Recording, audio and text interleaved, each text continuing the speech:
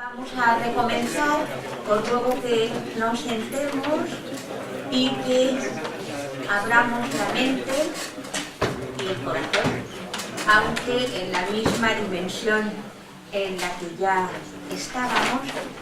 Para mí es un placer muy especial, muy especial, que haya venido a reunirse con nosotros hoy Alejandra Toro Murillo, que viene de Medellín, de Colombia, y ella allí dirige, ahora también un pregrado, pero dirige un posgrado de máster y doctorado en hermenéutica y literatura.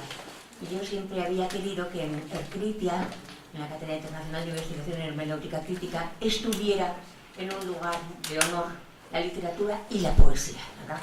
Sin la cual es imposible vivir y que la vida tenga sentido. Así que le doy encarecidamente las gracias por estar aquí con nosotros. Ella nos va a hablar hoy de mística en la poesía y mística en Colombia. Y también a mi derecha está un profesor muy querido, muy admirado, muy respetado, no solo de la UNED, sino de, tampoco voy a decir del universo mundo, pero sí internacionalmente reconocido, que es Carlos Gómez, y hoy nos va a hablar en esta última mesa del día de la mística y la ilusión religiosa. No sé si lo enfocará en la Escuela de Frankfurt, en la cual es especialista, o en qué. Vamos a dar la palabra primero a Alejandra Toro Murillo. Ya sin más, no hace falta que os comente los textos ni más méritos, los encontráis vosotros en internet y así no quitamos tiempo a las ponencias. Así que te escuchamos con toda atención. Bueno, buenas noches.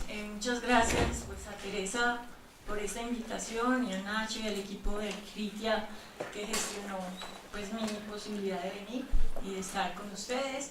Para mí es un gusto estar aquí, pero yo me siento la pequeña, que vengo más bien como un aprendiz, más a escucharlos pues, que hablar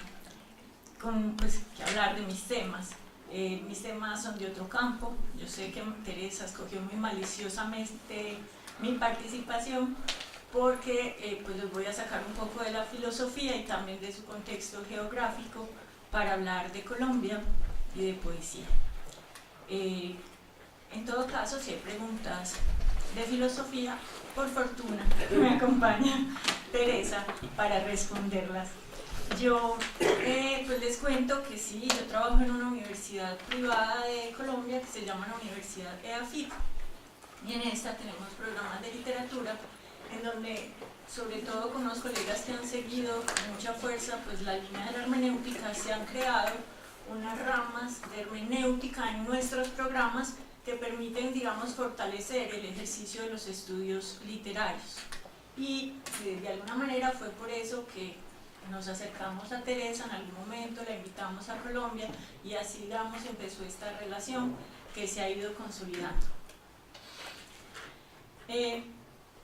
Dentro de mi trabajo, pues lo que yo he hecho es investigación en poesía y actualmente tenemos en curso una investigación que se llama Del canon a las márgenes, un estudio crítico sobre la poesía colombiana que intenta, digamos, volver sobre la poesía colombiana mirándola de nuevas maneras, mirándola sobre todo a partir de lo marginal. Coincidencialmente, pues cuando llegó esta invitación, nosotros durante el año pasado, pues cuando arrancamos con las márgenes, escogimos un tema, y el tema era poesía mística. Pues hay varios en el equipo trabajando, un colega mío, pues un doctorando, y yo estamos haciendo como la línea de mirar la poesía y la mística en Colombia, y hay pues quienes están por ahora con otros fenómenos marginales, como la poesía de mujeres, la poesía negra, tratando de encontrar otras miradas de la poesía que no sean siempre, digamos, las más hegemónicas. En eso hemos estado. Entonces, digamos que la investigación, gracias, es hasta ahora preliminar. Vamos en un estado exploratorio en el que se ha establecido, digamos, como se empiezan a abrir, digamos, unas líneas de trabajo y en el que empezamos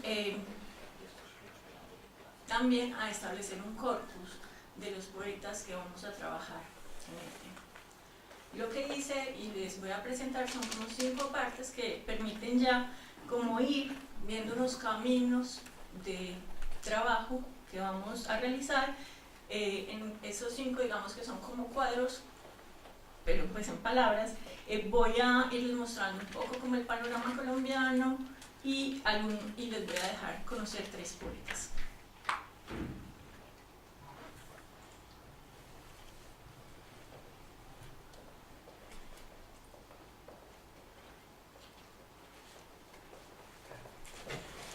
El canon de la poesía colombiana ha reconocido principalmente como poetas místicos aquellos que, pertenecientes a una orden religiosa, han escrito una poesía que se ocupa de la descripción y testimonio de los momentos del encuentro con Dios. Circulan así nombres como los de Hernando Domínguez Camargo, Francisco Ignacio Velasco y Zorrilla, Sor Francisca Josefa del Castillo y Guevara, entre los poetas místicos de la colonia, Belisario Peña, como la del gran místico del siglo XIX, y Antonio Llanos y Carlos Obregón como representantes de la tradición en el siglo XX. Sin embargo, aunque algunos nombres han quedado inscritos en la historia de la poesía colombiana, la poesía mística es hoy por hoy un fenómeno marginal. Esta marginalidad se puede comprender como consecuencia lógica de los procesos de secularización que se dieron en Colombia y además por la influencia de las corrientes románticas, modernistas y vanguardistas de la literatura.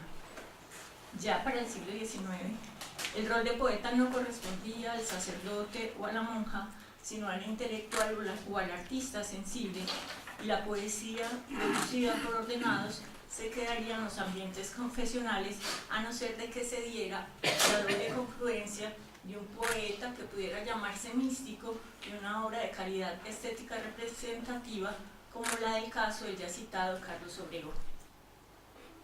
No obstante, eso no significa que la búsqueda de Dios o lo divino haya dejado de tener lugar en las letras.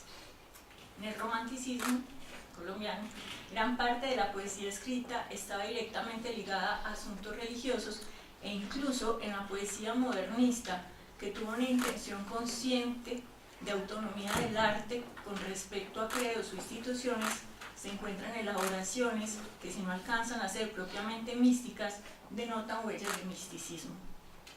De igual manera, después de la primera mitad del siglo XX hasta hoy, cuando la poesía referida a la cotidianidad, el desencanto y la observación de la realidad se convertirían en la expresión común, y esto podría generar la idea de que lo inconmensurable ya no tiene lugar en el poema, siguen reapareciendo rastros de misticismo, aunque muchas veces como apelación o reclamo a Dios, dada una realidad dolorida en un país cuyos campos y ciudades se han llenado de muertos, desaparecidos y desplazados. Lo que queda claro es que incluso en ambientes seculares y profanos como el contemporáneo, siguen produciéndose poemas que, aunque no escritos por místicos, sí por poetas, se apropian de ese lenguaje y de las preocupaciones centrales de dicha poesía. Tradicionalmente, el canon de la poesía en Colombia ha dado cuenta de autores y poemas que representan a los grupos hegemónicos, y en este sentido a los poetas que nos hemos referido hasta ahora es aquellos en correspondencia con dichos grupos.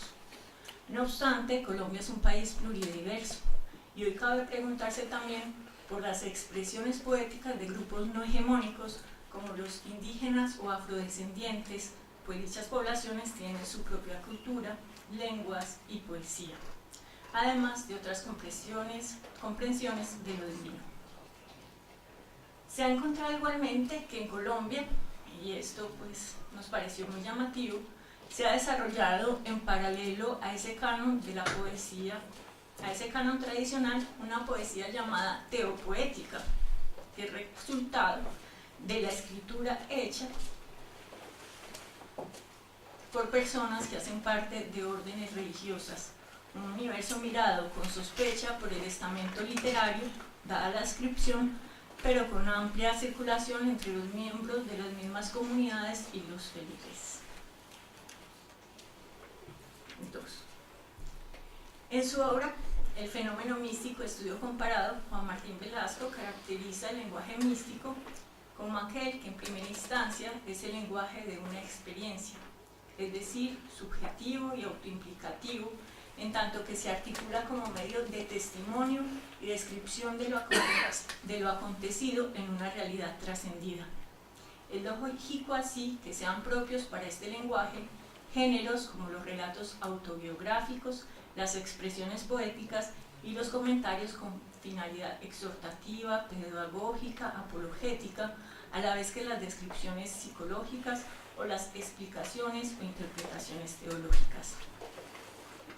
Dada además la cualidad de inefabilidad que pueden portar las experiencias que quieren ser testimoniadas, es común que se recurra al simbolismo y al uso de figuras retóricas como la metáfora, la antítesis y la paradoja.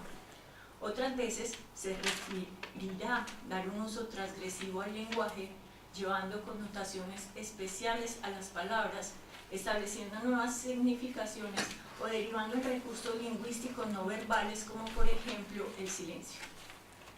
El lenguaje místico, cito a Velasco, el lenguaje místico es el medio, en el sentido de instrumento y en el sentido de lugar, en el que el místico se hace cargo, toma conciencia de su extraordinaria vivencia. Cierro cita. Diríamos que la poesía es altamente cercana a lo místico, pues si le permite al sujeto hacer conciencia del misterio realizado, a la vez le permite un testimonio vívido. La experiencia mística es en primera instancia una experiencia interior, pero su magnitud invita al iniciado a compartir lo más fidedignamente posible esa experiencia en aras de hacer copartícipes a otros de la gracia recibida. El poema, con sus capacidades expresivas, su plasticidad, coayuda a que estas experiencias se comuniquen no solo en sus rasgos inteligibles, sino también en los planos sensible y emocional. Mística se refiere a esas experiencias interiores, inmediatas, fruitivas, que tienen lugar en un nivel de conciencia que supera la que rige en la experiencia ordinaria y objetiva de la unión, cualquiera que sea la forma en la que se viva, del fondo del sujeto con el todo, el absoluto, lo divino, Dios o el Espíritu.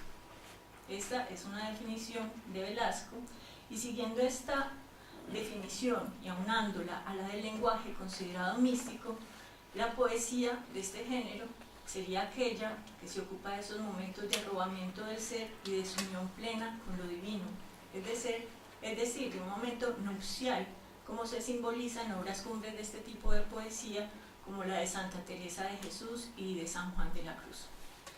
No obstante, en la historia de la literatura, no toda la poesía que se ha llamado mística es poesía de estas características.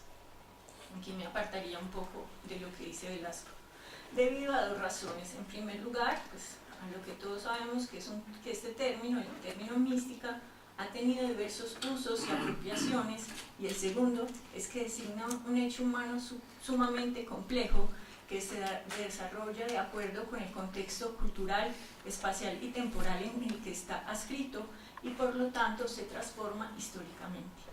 En la actualidad, la mística está determinada también por fenómenos de secularización y es difícil encontrar poesía producida bajo los lineamientos de los grandes paradigmas de la escritura de este tipo. Cito a Miguel de Santiago, que dice: el hombre de hoy no puede disfrutar de las mismas experiencias místicas que las de los santos carmelitas del siglo XVI, en su prólogo a la poesía mística española. Fenómeno al que se suma que hay muchas nuevas formas no religiosas del misticismo, y de acuerdo con esto, el término mística para designar a la poesía lleva siglos también en expansión y ha permitido la participación de poemas que persiguen ese horizonte de revelación del sentido, de lo inefable y lo divino. La pregunta sería: ¿de qué forma ingresa esto al poema? 3. Entonces aquí voy a empezarles a mostrar como unos ejemplos de poetas, y por eso pues está la presentación para que puedan seguir los poemas.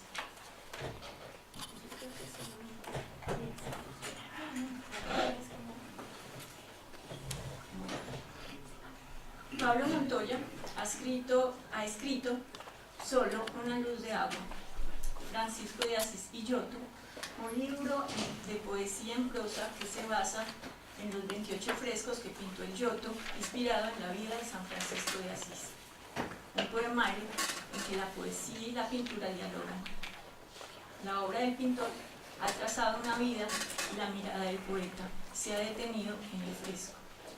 El poeta no es precisamente un místico, pero las pinturas han desplegado ante él algo más que la recreación de los hechos significativos en la historia del santo de Asís. La luz, el color, la composición de las escenas con cada uno de sus detalles y la maestría de los trazos se le revela el fenómeno de la búsqueda, el encuentro y la entrega a Dios y lo llevan a indagar en su propia comprensión de lo divino a través de sus poemas. Así está expresado en el prólogo del libro. Decir Giotto y Asís, cito a Montoya, decir Giotto y Asís es decir pintura y poesía abrazada en uno de los periodos más trascendentales de la historia del arte. Aquí el proceso y el color se trazan para acercarse a los hombres y es un acercamiento que al producirse en el ojo que observa causa inevitablemente un deslizamiento hacia Dios. No importa que quien mire sea ateo o gnóstico, si es sensible, comprenderá que Giotto transmite una unánime pero escurridiza certeza de Dios. Cada uno de los poemas de Montoya son una recreación originada en la recreación del Giotto de la vida del santo. Las palabras del poema hacen audible la mudez de las imágenes, en un acto poéticamente reflexivo y sincero en el que al mismo tiempo se escriben tres momentos: el de la vida del santo, el de la hechura de los frescos del Giotto y el de la escritura de los poemas. De este modo, el fenómeno místico parece tener una nueva realización, una intensificación cada vez que se transmite de uno a otro. El poema 12, dedicado al fresco Éxtasis de San Francisco, ejemplifica un poco lo que digo. 12. Nadie ve ni escucha a Francisco, ni siquiera el sol y la luna, ni siquiera el lobo, el zorro o el búho, ni siquiera Maceo, que tiene la costumbre de acompañarlo a todos lados. Francisco intenta hablar y no puede. Su voz es un manantial que se difumina en el preciso momento en que nace, y no hay silencio capaz de tensarse en esa porción de espacio donde espacio no hay. Sus pies, invadidos por los callos, se tornan ligeros, y los árboles a su alrededor se hacen diminutos en un atardecer cuyo horizonte es a la vez calmo y tumultuoso. Francisco mira otra vez el cielo y lo confunde con el mar. Levanta los brazos y en su pensamiento la totalidad se esboza para después borrarse ineluctablemente. Entonces dice o cree que dice: Dios, eres el olor del universo, la permanencia que luego se evapora. Y yo te aspiro como si estuviera mirándote, bebiéndote y tomándote, y te vuelves tan fugaz que pareces infinito, y yo me hundo en tu olor para volverme cenizas que crepitan. En este poema se describe el éxtasis de San Francisco pintado por Giotto, que a su vez se basó en la descripción que hacía de este tipo de arrobamientos del santo San Buenaventura. Cito a San Buenaventura. Allí lo vieron orar de noche, con los brazos extendidos en forma de cruz, mientras todo su cuerpo se elevaba sobre la tierra y quedaba envuelto en una nubecilla luminosa, como si el admirable resplandor que rodeaba su cuerpo fuera una prueba maravillosa de luz de que estaba iluminada su alma. Así, el Giotto compone una escena en la que el santo levita y los otros lo observan, dando relevancia a la imagen del santo y reduciendo los elementos adicionales al mínimo. En el poema, la voz se detiene en lo que pasa con el santo. Primero sale del plano de lo real, pues ya no es ni visto ni escuchado. Francisco es despojado de la realidad corpórea y a la vez dicha corporalidad se separa o se hace diminuta para permitir el ingreso del santo al estado del arrobamiento de su espíritu. Francisco se entrega en este estado y aspira el estado de esa gracia hasta fundirse en el fuego. En el poema, la construcción de imágenes que luego se deshacen, manantial que se comillas, manantial que se difumina en el mismo momento en que nace, por comillas, porción de espacio donde espacio no hay, la totalidad se esboza para después borrarse ineluctablemente. Esas imágenes que se deshacen permiten una mayor realización de esa sensación de desposeimiento en la que entra el santo, así como configuran una especie de movimiento ascendente hacia la realidad trascendida, y a la vez de hundimiento y entrega a esas sensaciones que van y vienen como el olor, aparecen intensas pero son efímeras. Comillas, Dios es el olor del universo, la permanencia que luego se evapora.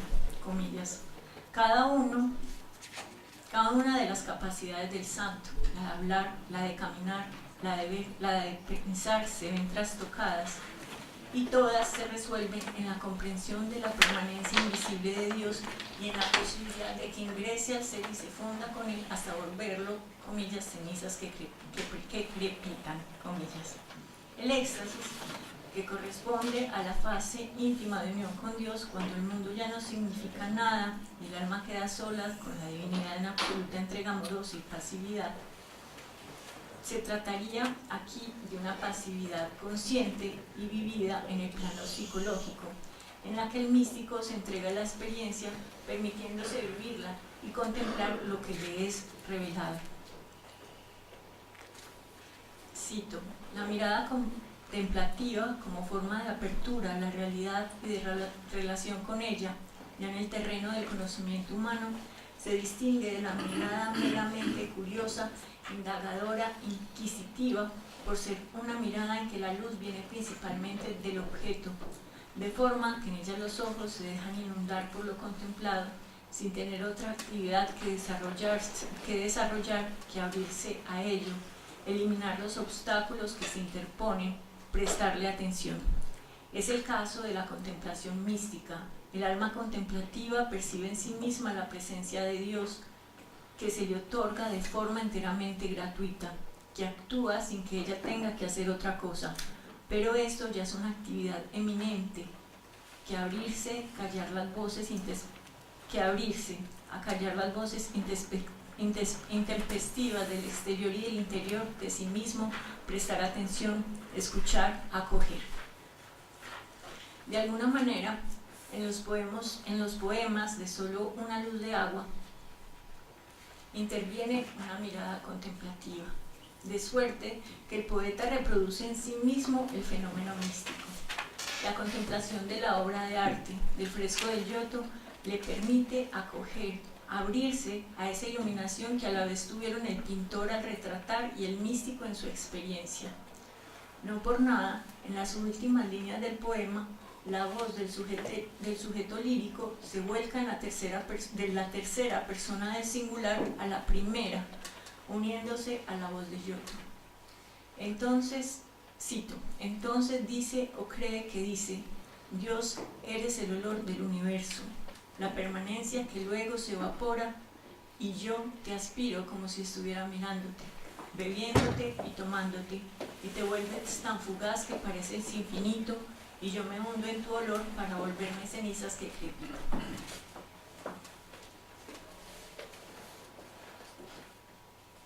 Cuatro.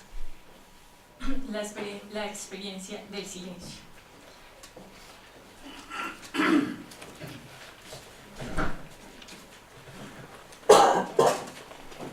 Desde su etimología, el término mística está emparentado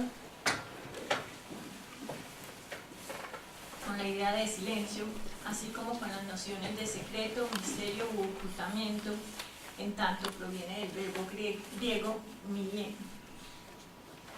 Ustedes lo pronuncian mejor, que significa iniciar en los misterios.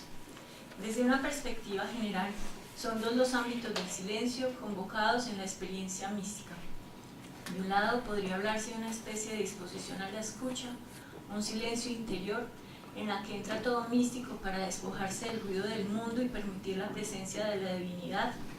De otro, la experiencia mística se caracteriza por su inefabilidad, es decir, por la incapacidad del lenguaje discursivo para expresar y dar cuenta de ella. El silencio aparece entonces como respuesta posible o única frente a lo trascendente. De hecho, la escritura mística parte en sí de una paradoja, la necesidad de expresar algo que se reconoce de antemano inexpresable. Tanto el silencio interior como ciertas expresiones del lenguaje que evidencian la imposibilidad de la palabra para transmitir la experiencia trascendente son asimiladas por la poesía de este poeta que también traigo, que se llama Jorge Cadavid. Así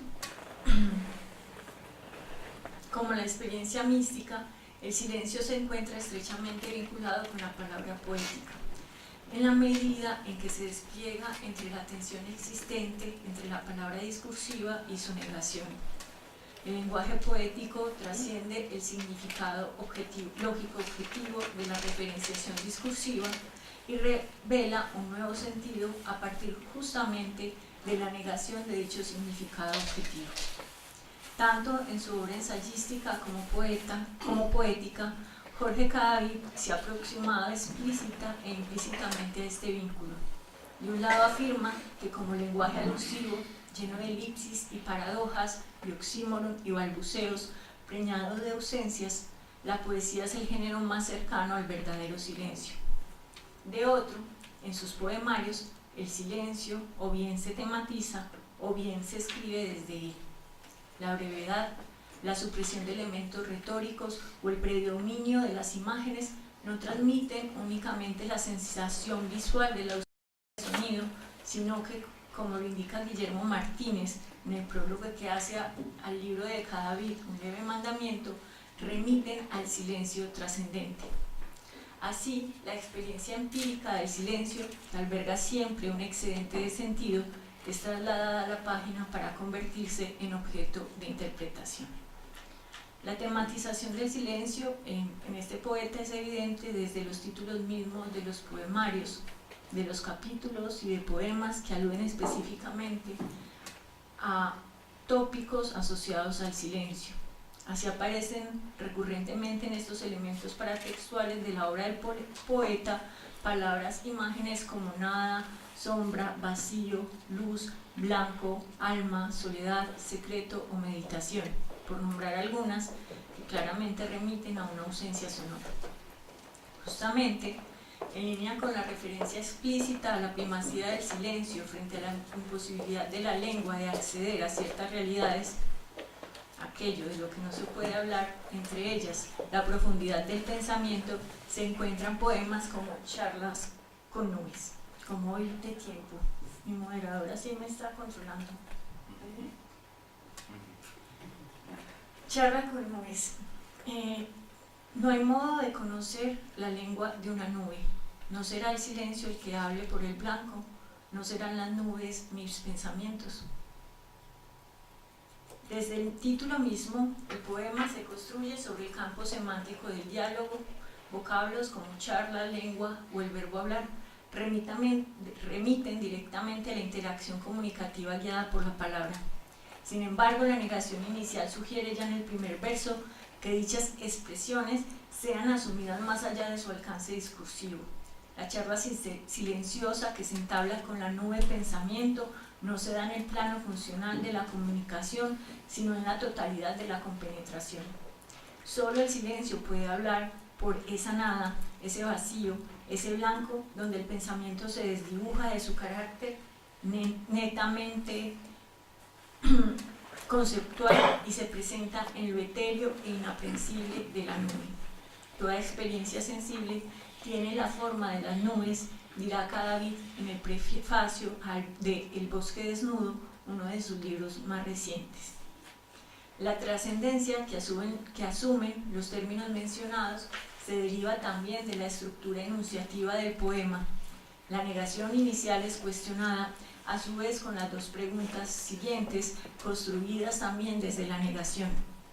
En un entramado se sugiere la reflexión sobre el carácter epistemológico de aquello que se ubica más allá de las posibilidades del concepto. Si bien no hay modo de conocer la lengua de la nube, es posible que el silencio trace una vía para dicho conocimiento, y es posible asimismo que aquello que tradicionalmente se ha limitado al ámbito de lo racional discursivo, mis pensamientos, en sus grados más profundos, pueda ser alcanzado únicamente por el silencio. El vaciamiento interior, para que la mencionada compenetración tenga lugar, es una de las imágenes más recurrentes en toda la obra poética de Cadavid. Así se leen poemas como Intemperie o Noticia del maestro Eckhart, tal vez dos de los que con mayor claridad abordan los pormenores del silencio interior. Intemperie.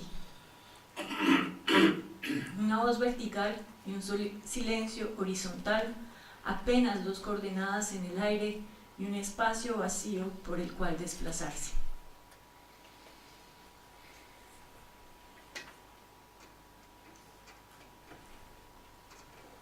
Noticia del maestro Eckhart. Tiendo un arco por encima del pensamiento, elevo una oración vertical que desborde la más alta memoria. Entre 2 paréntesis detengo la sucesión de mí mismo. Orar es una cita en el naufragio, flotan las palabras que se omitieron. Al indagar en la influencia de Dionisio Areopagita en la obra de autores como San Juan de la Cruz o el propio maestro Eckhart, señala Le Breton que una de las ideas más presentes se refiere a las etapas del proceso del encuentro con la divinidad adoptadas por la mística cristiana: purificación, iluminación y perfección, donde la oración juega un papel primordial como mecanismo de liberación y despojo de lo accesorio en el campo hacia la interioridad. En este sentido, la verticalidad de Intemperie y de Noticia, mucho más explícita en este segundo caso, supera en ambos textos la tradicional concepción de la oración como una conversación con la divinidad para ocuparse también del vaciamiento de quien dispone un espacio para experimentar la experiencia trascendente. Prescindiendo el empleo de verbos, Intemperie aborda el mencionado proceso a partir de la imagen de una especie de movimiento estático que traza 2 direcciones en las que convergen la voz vertical inicial y el silencio horizontal sobre el que éste se posaría. El título del poema remite tanto a una disparidad temporal que se resolvería en la integración propuesta por el cruce de direcciones, como a una apertura que se extiende infinitamente al configurar la escena donde se encuentran el aire y el espacio vacío. La posibilidad de movimiento que sugiere el desplazarse, final, acción no conjugada, esquiva la angustia que produciría el pensar en un espacio que carece absolutamente de sentido. Hay en el final del poema una especie de presencia reflexiva e impersonal, tranquilizadora. El vacío es el viaje, dirá el propio Cadavid en un poema posterior. En el segundo poema, por su parte, se describe el mismo proceso mediante el recurso del paréntesis que no elimina, sino que suspende, que sugiere la latencia de las presencias para llegar a esa detención de la sucesión del mí mismo, que no es otra cosa que la pausa de la temporalidad del yo, que se integra ahora a la de la realidad trascendente. La segunda parte del poema se instala como una especie de aclaración del fenómeno verbal que ocurre en la oración, un encuentro posible gracias al fracaso del lenguaje. Esta estructura vacío-oración es replicada en el poema. El rabino Septón, que sigue a Noticia del maestro Eckhart en el libro El vuelo inmóvil, justamente en un capítulo que dedica a los divinos estrategas, donde el vaciamiento permite una especie de transmutación y posterior fusión con la divinidad. El título del poema indica el sujeto sobre el que recae el reflexivo se, que vuelto hacia sí mismo se deifica, se inclina para orar hacia sí mismo, va haciéndose un Dios desde su orden.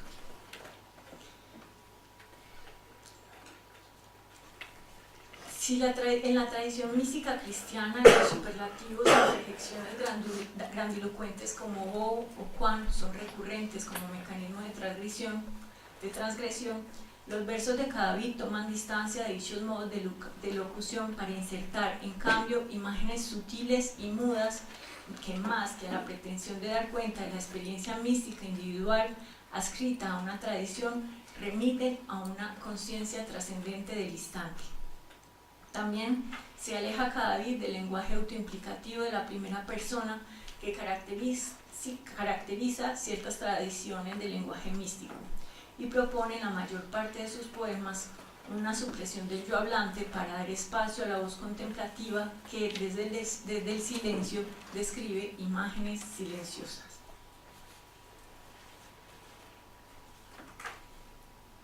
Me faltan 2 páginas, ¿está bien? O sea, 8 cuadritos, sí.